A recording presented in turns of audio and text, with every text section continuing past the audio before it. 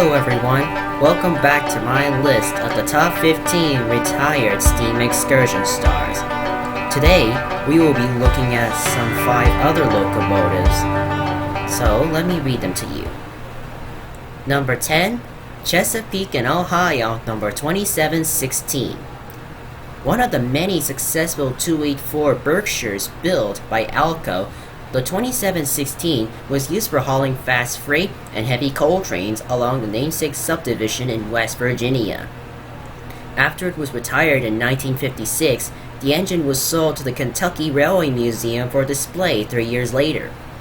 In 1979, the engine was leased by the Clinchfield Railway for a steam excursion program, but sadly, planning to return the locomotive to service was cancelled the following year when the Seaboard Airline brought out the railroad. Fortunately, the 2716 was purchased by the Southern Railway after the Clinchfield program ended and moved to the Irondale, Alabama steam shops. A year later, the Kanawha emerged in a new style as Southern 2716. Her tender was marriage of freight and passenger liveries, and she got a brass eagle on top of the spoke box door. When the 284 entered excursion service on the railroad in fall of 1981, she proved to be a powerful engine pulling trains up to 18 to 20 cars unassisted. In 1982, the Southern Superstar was having a problem. The 2716 developed cracks in her firebox which dampened her performance both figuratively and literally. Later, the Berkshire was sidelined and Nickel Plate Road 765 was called in as a replacement. The engine was retired in the favor of NS Locos 611 and 1218. In the early 1990s, the 2716 was leased by the Fort Wayne Railroad's Historical Society to be a running mate to Nickel Plate Road 765. The crew saw the firebox problem and put the CNO engine to work on a few excursions out of Logan's Point, Indiana in 1996. Fortunately, the newfound stardom won't last as it was found that 2716's flues were close to expiring. The Fort Wayne group decides what to do with their 284s. They could either do a full rebuild of 765 or install new flues in 2716 and keep her running. In the end, the group's decision to rebuild 765 was the best choice for the Fort Wayne Railroad Society. And the 2716 was shipped back to the Kentucky Railway Museum where she is on static display. This Kanawha locomotive has certainly made good memories for all who has seen her. Number 9, Savannah and Atlanta, number 750. The 750 was originally built for the Florida East Coast Railway in 1910 by Alco. The locomotive was sold to the Savannah and Atlanta Railroad in 1935 after a major hurricane wiped out the Florida East Coast line serving the Florida Keys. After its retirement from the SNA in 1962, the railroad's president, Charles Gay, purchased the engine to the Atlanta chapter of the National Railway Historical Society. After 2 years being donated to the Atlanta chapter, the sprightly Pacific was put in charge for a special excursion to dedicate the 100th anniversary of the Battle of Jonesboro, Georgia, operated by the Southern Railway. After the Jonesboro trips, the railway brought out 750 for more public relation excursions. From that point on, the locomotive became part of the new Southern Steam program, running excursion trains all over the system. The Little Ballerina served Southern Railway's program well until she was retired in the mid-1980s. The engine ran a few more years for the state-sponsored New Georgia Railroad out of Atlanta. However, 750's time went short when she needs firebox repairs, which was too expensive. Today, the locomotive enjoys a quiet retirement at the Southeastern Railway Museum in Duluth, Georgia. Number 8, Southern Railway, number 722. This engine was built in 1904 at the Baldwin Locomotive Works in Philadelphia for the Southern Railway. For 48 years, the locomotive was used mostly on the Southern's Murphy branch until the retirement of service in 1952.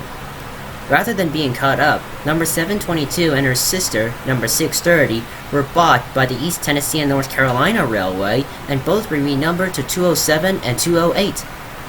The following day, the Southern made a few modifications to the engines to make them useful, including running tender first so that the crew could get a good view during reverse operation and switching. For the next 15 years, the two Southern sisters worked together until 1967, where both of them were transported back to the railway to take part of their steam excursion program with 282 McAdoo number 4501 and 462 Pacific number 750. They were given back to their original numbers, and 630 was first, as 722 had a crack in the firebox that needs repairs.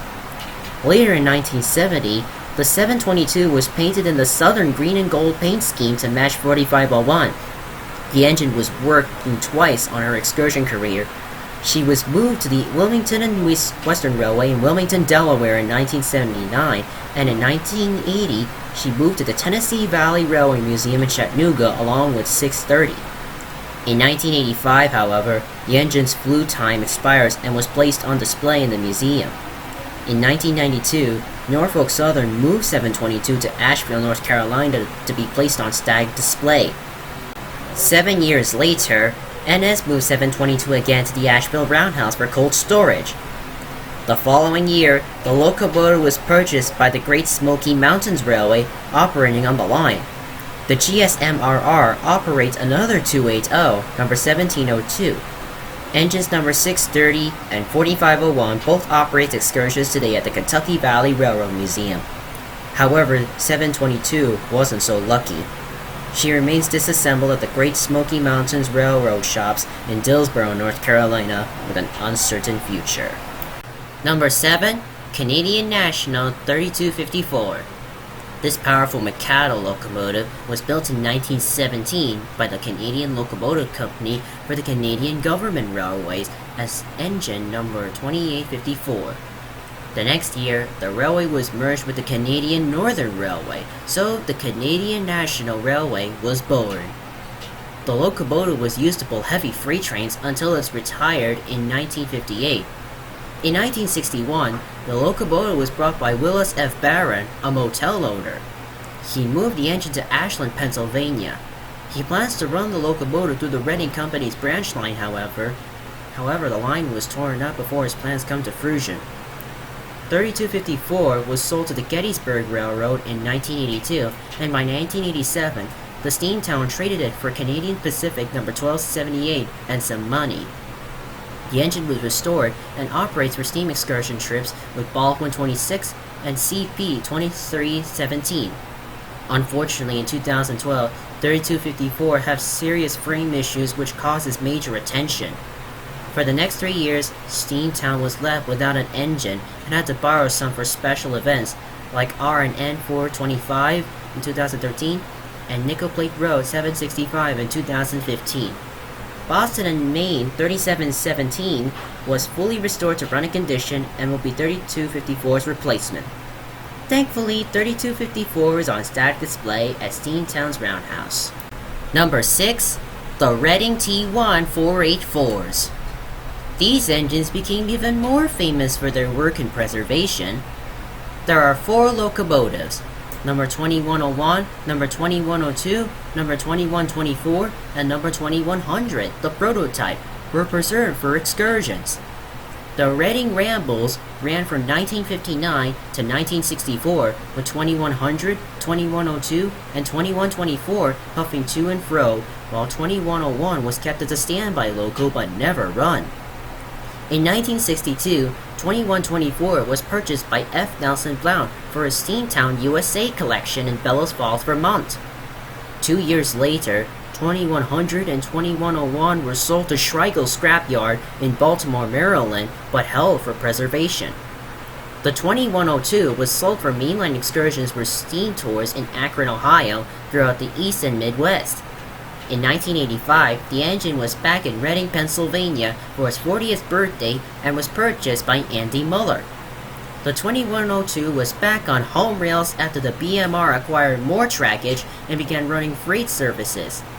In 1991, the locomotive was in storage at the Railroad Steam Shop in Port Clinton, Pennsylvania. The 2124 moved with the rest of the Steamtown collection to Scranton, Pennsylvania, and put on display in 1984. The other T1s had their ups and downs as well. In 1975, both were bought by Ross Rowland, who was working with the American Freedom Train project. He chose 2101 to restore for operation, while the 2100 would be a donor engine. Railroad workers restored 2101 with only 30 days to complete, and by April 1, 1975, the engine, now American Freedom Train No. 1, pulls the bicentennial exhibit train in Wilmington, Delaware. Between 1975 to 1976, the engine was swapped by Southern Pacific JS4 Northern No. 4449, known as the Daylight. After the Freedom Train event ended in the beginning of 1977, the engine was renumbered to her original number, 2101, and repainted to chassis system colors. Its new assignment was to be the star local of the Chassis Steam Special, an excursion and exhibit train to celebrate the 150th birthday of the Baltimore and Ohio Railroad. For 2 years, Chassis 2101 toured the entire chassis system. But in 1979, she was badly damaged and burned in a roundhouse fire in Russell, Kentucky. The 2101 was cosmetically restored as American Freedom Train No. 1 and placed on static display at the B&O Railroad Museum in Baltimore, where she resides today. The prototype engine 2100 spent some more time out of service than she did under steam. After sitting in the scrapyard for years, the locomotive was moved to Hagerstown, Maryland to be restored. In the 1980s, she was owned by Richard P. Kuhn, owner and CEO of Lionel Trains. His ownership of 2100 didn't last too long, and the engine was sold to Thomas Paine, who moved it to St. Thomas, Ontario, Canada, to convert for oil firing. The operation for Excursion for 2100 in Canada fell through in the early 21st century, and in 2007, the engine was moved to the Washington state. For just 1 year, the locomotive 2100 ran excursions in the short-lived Golden Pacific Railroad in Tacoma before being put again in dead storage. But it won't be silent for long. A new project called Fire Up 2100 was launched in early 2015 to return the engine to steam again. The locomotive was moved to the Midwest Preservation Society in the B&O Roundhouse in Cleveland, Ohio, and initial disassembly and repairs began. The group wants to see 2100 to be operational within 2 years if everything proceeds as planned. Thank you for watching part 2 of this video. Stay tuned for part 3.